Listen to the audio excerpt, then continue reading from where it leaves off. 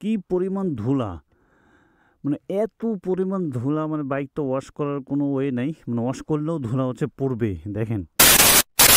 So everyone, finally হচ্ছে আপনার এখন যেখানে আছি এটা আমাদের গ্রামের রাস্তা হচ্ছে মাঝখান দিয়ে, মানে হচ্ছে দুই দিকে ক্ষেত, মানে জমি ফসল।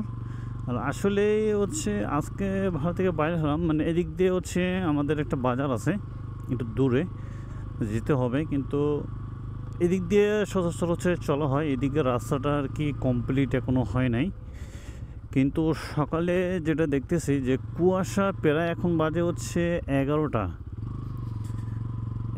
বাজার পরও হচ্ছে যে কুয়াশা মানে যেমন আছে দেখেন ওইদিকে দেখাই যায় না। মানে এর আগে সকালে হঠাৎ করে হচ্ছে কুয়াশা, কালকে থেকে মানে রাত্রের থেকে হচ্ছে ঠান্ডা একটু পড়ছে, কিন্তু এখন হচ্ছে আপনার ঠান্ডা বেশি।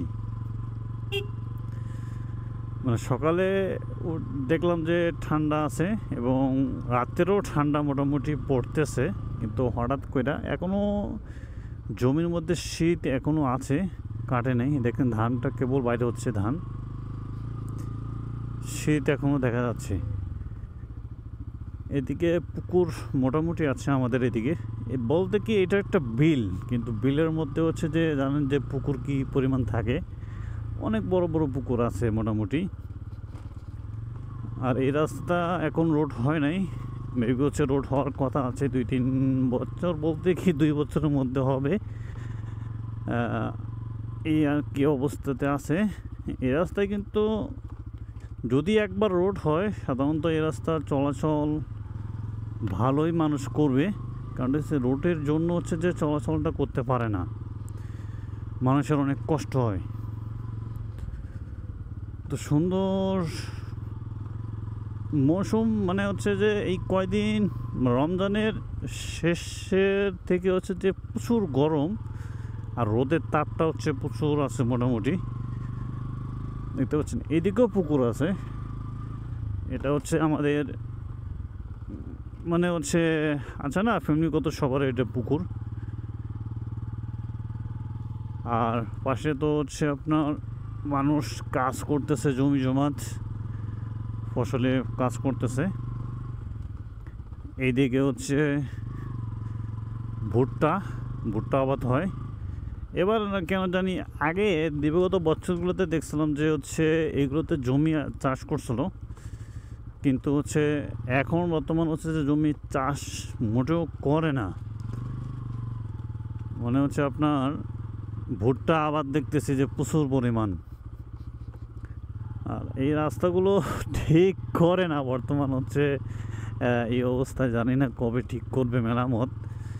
একটু যদি ভালো মতো একটু ঠিকঠাক করে যদি একটু গিট্টি বিছে দেয় তবু কিন্তু সুন্দর হয় যাতায়াতের জন্য, কিন্তু এটা এখনও কাজ আর কি শুরু হয় নাই।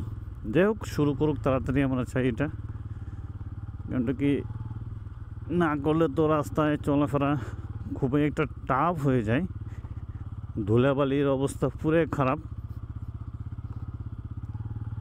ঢাকা থেকে আসার পর বাইকের যদি একটু অবস্থাটা দেখাই, যে গ্রামে বাইক চালালে যে কী অবস্থাটা হয়, মনে হচ্ছে আপনার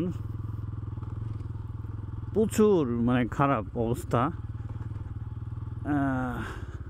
এর যদি একটু দেখে